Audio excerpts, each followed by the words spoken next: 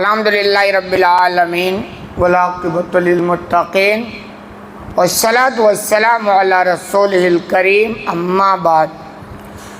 آگے امام بخاری الرحمن باب بادا باب و ذکر الجن، باب ہے جنوں کا بیان۔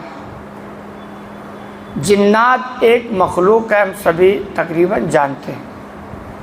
یہ وہ مخلوق ہے جو ہمیں دکھائی نہیں دیتی، لیکن اس کا وجود ہے، اس کا ثبوت بھی موجود ہے۔ بہت سارے لوگ اس کا انکار اس لیے کرتے ہیں چونکہ وہ دکھائی نہیں دیتے۔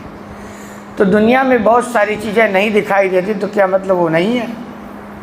جیسے جن لوگ دکھائی نہیں دیتے تو کچھ لوگ انکار کر بیٹھتے ہیں، اسی طرح بہت سارے لوگ اللہ کے وجود کا انکار کرتے ہیں اسی لیے کہ اللہ دکھائی نہیں دیتا ہے۔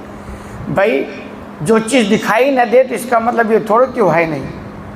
بھائی زمین کے نیچے کتنے خزانے ہیں، پٹرول ہے، پتہ نہیں کیا کیا نہیں دکھائی دیتا ہے، لیکن ہے ایک دن وہ دکھائی بھی دیتا ہے۔ تو ایک دن اللہ جب دکھائی دے گا تو سب مان جائیں گے، لیکن اس دن ماننے کا کوئی مطلب نہیں ہوگا۔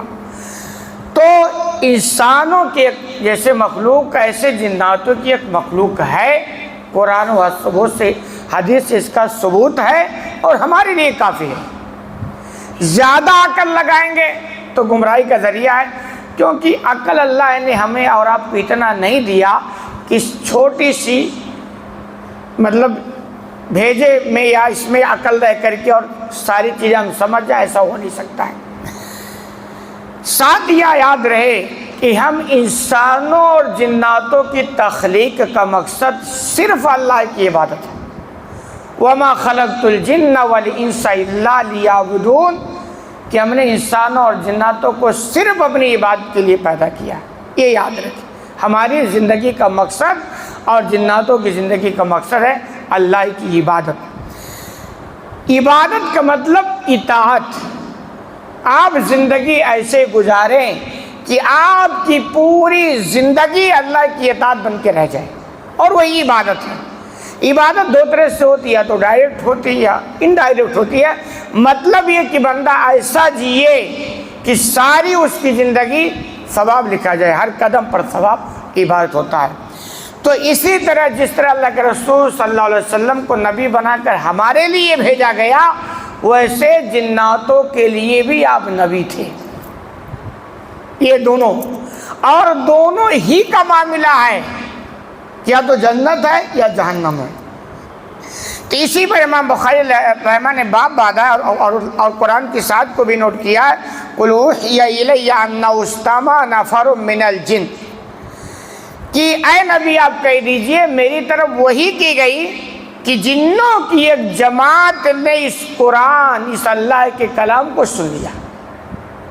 اس کے پیچھے واقعہ ہے، حدیث سماعت پر حدیث نمبر 3859، عن معن بن عبد الرحمن قال، معن بن عبد الرحمن بیان کرتے ہیں، سمعت ابی، میں نے اپنے والد سے سوال کیا، قال سألت مسروقا، تو انہوں نے کہا کہ میں نے مسروق سے سوال کیا، من آذن النبی صلی اللہ علیہ وسلم بالجن لیلۃ استمع القرآن، کہ جس رات کو جنوں نے قرآن کو سنا تو وہ جانکاری نبی کو کس نے دی؟ یعنی یہ تو قرآن میں بعد میں آیا کہ اللہ نے آپ کو بتایا کہ آپ کی باتیں جنوں نے سنی اور ایمان لے آئی، لیکن اس سے پہلے آپ کو خبر ہو گئی تھی۔ تو کہتی ہے خبر آپ کو کس نے دی؟ یہ واقعہ دراصل یوں ہے کہ نبی کریم صلی اللہ علیہ وسلم کو جب نبی نہیں بنایا گیا تو ہر دور میں نجومی اور کائن ہوتے تھے، ان کا تعلق شیطانوں سے ہوتا تھا۔ تو شیطان کیا کرتے تھے، آسمان دنیا تک جاتے اور وہاں سے کچھ باتیں اچکتے اور لا کر اپنے نجومی اور کائن کو بتاتے، اور یہ دنیا والوں کو بتاتے، تو دنیا والے سمجھتے ہیں بہت پہنچے ہوئے ہیں، حالانکہ پہنچے کہاں، شیطان تک ہے، باقی کہیں تک پہنچے نہیں۔ لیکن جب نبی کریم صلی اللہ علیہ وسلم کو نبی بنا دیا گیا تو سخت پابندی لگ گئی کہ اب اگر کوئی بدماش یا بدماشی کرنے آتا تو اس کی خیر نہیں۔ تو آسمان کے ستارے ان کو ٹوٹ کر مارتے ہیں۔ کبھی آپ نے مشاہدہ بھی یہ کیا ہوگا اور قرآن میں بھی کہا وَزَيَّنَّا السَّمَاءَ الدُّنْيَا بِمَصَابِيحَ وَجَعَلْنَاهَا رُجُومًا لِلشَّيَاطِينِ کہ ہم نے ستاروں کو آسمان کی زینت کے لیے بنایا ہے اور شیطانوں کو مارنے کا آلہ ہے۔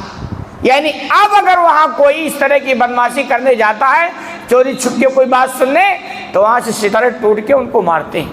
بسا اوقات تو بچ بھی جاتے ہیں، بسا اوقات جل کے وہ خاکی ہو جاتے ہیں۔ تو جب نبی کریم صلی اللہ علیہ وسلم کی بعثت ہو گئی، نبی بنایا گیا، تو جنوں کو لگا یار ہمارے لیے تو بڑی سختی کر دی، ایسا کیوں ہوا؟ تو ان کو لگا کہ ضرور کوئی بہت بڑا معاملہ رونما ہوا ہے، کوئی بہت بڑا چیز واقع ہوئی ہے۔ تو ان کی جماعت نے کہا ایسا کرو تم پھیل جاؤ زمین میں اور پتہ لگاؤ کہ کیا کوئی نئی چیز زمین پر ہوئی ہے۔ تو چنانچہ لوگ پھیلے اور پھیل کر کے وہاں آئے جس وادی میں آپ صلی اللہ علیہ وسلم قرآن کی تلاوت کر رہے تھے، اور وہاں آئے یہ جنوں کی جماعت اور انہوں نے قرآن سن لیا، اور قرآن سننے کے بعد وہ جن کی جماعت ایمان بھی لے آئی اور اپنے قوم کو جا کر بتائی، اور ان کو معلوم ہو گیا کہ آسمان پر جو سختی برتی گئی ہے وہ اسی وجہ سے کہ ایک نبی کریم صلی اللہ علیہ وسلم کو نبی بنایا گیا۔ اسی لیے جو لوگ عمرہ اور حج کرنے گئے وہ جانتے ہوں گے کہ وہاں حرم کے پاس ایک مسجد ہے، مسجد جن کے نام سے ہے، بسم اللہ کبری کے پاس ہے۔ تو بعض لوگ کہتے ہیں یہی وہ جگہ ہے جہاں جنوں نے آپ کی بات سنی تھی اور بعد میں وہاں ایک مسجد بنائی گئی اور اس کا نام رکھ دیا گیا مسجد جن۔ کبھی موقع ملے جا کے دیکھ کے آئیں تو وہ جگہ ہے، بعض لوگ کہتے ہیں۔ تو چنانچہ ایسا ہو گیا، لیکن قرآن کے اندر یہ بعد میں آپ کو بتایا گیا کہ جنوں نے آپ کی بات سنی اور ایمان لیا، اور اس کے پیچھے ایک اور حکمت ہے، کیونکہ آپ مکہ میں دعوت کا کام کر رہے تھے اور مکہ والے ایمان نہیں لا رہے تھے، بہت مشکل سے چند لوگ ایمان لے رہے تھے، بلکہ حالات بگاڑے جا رہے تھے۔ جو ایمان لاتا تو اس کو ستایا جاتا، مارا جاتا۔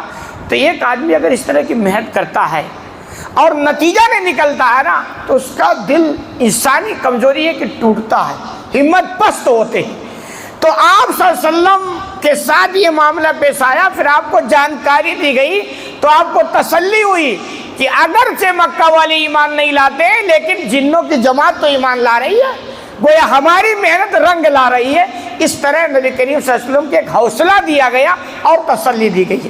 تو وہ کہتے ہیں کہ میں نے سوال کیا کہ بھئی پہل نبی کو خبر کیسے ہوئی کہ جنوں کی جماعت نے آپ کی بات سن لی، قرآن کو سن لیا اور ایمان لیا، کس نے خبر دی؟ تو کہہ رہے ہیں فقال حدثنی ابو یعنی عبداللہ، تو بیان کرتے ہیں کہ ہم نے کہ تمہارے والد یعنی عبداللہ نے خبر دی ہے انہو آذنت بہم شجرہ، کہ ان چیزوں کی جانکاری یعنی جنات کے ایمان لانے کی خبر نبی کریم صلی اللہ علیہ وسلم کو یہ کہ درخت نے دی ہے۔ درخت، آپ کہیں گے درخت بھی بولتا ہے، کیا مشکل ہے؟ بھائی نبی کریم صلی اللہ علیہ وسلم انبیاء کے ساتھ معجزات اللہ دیتا ہے، یعنی وہ چیزیں جو عام طور پر نہیں ہوتی ہیں اور اللہ دکھاتا ہے، تاکہ تب تو لوگ مانیں گے کہ بھئی نبی ہیں، ورنہ ہماری طرح ہو جائے تو جتنے ہم اتنے ہم، تو فرق ہوتا ہے نا، ان کے پاس معجزات ہوتے ہیں۔ تو ایسی بہت ساری چیزیں نبی کے ساتھ واقع ہوں جس کو معجزہ کہا جاتا ہے۔ تو کہہ رہے وہاں ایک درخت یا کسی درخت نے نبی کو خبر دی کہ جنوں کی جماعت ایمان لے آئی ہے اور قرآن کی تلاوت سنی ہے۔ اب رہی یہ بات کہ کیا درخت بولتے ہیں، اور اگر اللہ بلانا چاہے تو کوئی مشکل نہیں۔ بھئی اللہ ہمیں بولنے کی صلاحیت دی، ہم بولتے ہیں، اور بسا اوقات کبھی اللہ دیکھتے کسی انسان کو سب کچھ دیا اور بولنے کی صلاحیت چھین لیتا ہے تو وہ بول نہیں پاتا ہے، زبان ہوتے، دانت ہوتے، سب کچھ ہوتا ہے، لیکن اللہ بولنے کی طاقت چھین لیتا ہے، وہ بول نہیں پاتا ہے۔ تو اگر اللہ انسان کو بولنے کی طاقت دے تو بول لیتا ہے، چھین لے تو نہیں بول پاتا ہے، اور اگر وہی اللہ کسی درخت سے بولوا دو تو کیا دقت کی بات ہے؟ اور آپ دیکھیں دنیا اتنی ایڈوانس ہو گئی ہے، اب موبائل وغیرہ میں دیکھو، کبھی کیسے لوگ ایڈیٹنگ کر کے مطلب کتے سے بات کرائیں گے انسان کی طرح، گدھا بول رہا ہے انسان کس طرح، مطلب آپ دیکھیں دنیا کتنی ایڈوانس ہو گئی۔ آپ اندازہ لگو وہ اللہ جس کا معاملہ تو یہ ہے کہ وہ کہے کن ہو جا، تو کوئی ایسی چیز نہیں جو قید نہیں ہوگی، اس کی اتنی طاقت ہے، تو وہ اس کے لیے سب کچھ ہے، کچھ بھی اس کے لیے مشکل نہیں ہے، ناممکن تو چھوڑو، مشکل بھی نہیں ہے۔ تو اللہ ایسی چیزیں دکھاتا ہے تاکہ لوگ جانیں کہ حقیقت میں یہ نبی ہیں اور ان کے ساتھ یہ معجزہ ہے۔ اللہ رب العالمین سے دعا ہے کہ الہ العالمین تمہیں کہنے سے زیادہ عمل کرنے کی توفیق عطا فرما۔